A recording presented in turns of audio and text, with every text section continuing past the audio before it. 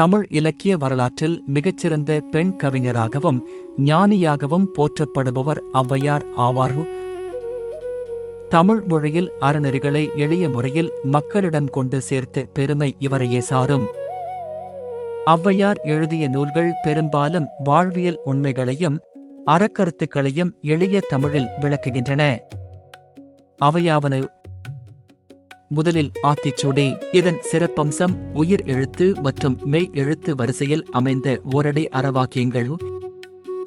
இரண்டாவதாக கொன்றை வேந்தன். இதன் சிறப்பம்சம் சிவபெருமானை துதித்து தொடங்கும் வாழ்வியல் நெறிகளை போதிக்கும் நூல்.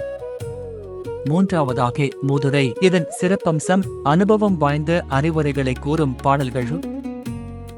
நான்காவதாக நல்வழி. இதன் சிறப்பம்சம் நன்னெறிகளை பின்பற்றி வாழ்வதற்கான வழிகாட்டுதல்கள். கடைசியாக ஞானக்குறள். இதன் சிறப்பம்சம் ஆன்மீகம் மற்றும் யோக நெறிகளை விளக்கும் நூல். இதில் நாம் மூதுரை மற்றும் நல்வழி இந்த இரண்டையும் இனி வரும் காணொளிகளில் கேட்டு படித்து அனுபவித்து அறிவோம். மூதுரை என்னும் சொல்லுக்கு முதுமையான அறிவுரை அல்லது மூத்தோர் கூறும் அறிவுரை என்று பொருள்.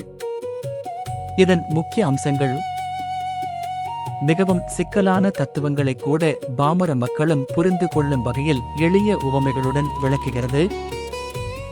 இதில் கடவுள் வாழ்த்து நீங்களாக மொத்தம் 30 பாடல்கள் உள்ளன. இவை அனைத்தும் வெண்பா என்னும் பாவகையை சார்ந்தவை. கல்வி, ஒழுக்கம், நட்பு, வறுமை, செல்வம் மற்றும் ஈகை ஆகியவற்றின் முக்கியத்துவத்தை இந்த பாடல்கள் வலியுறுத்துகின்றன.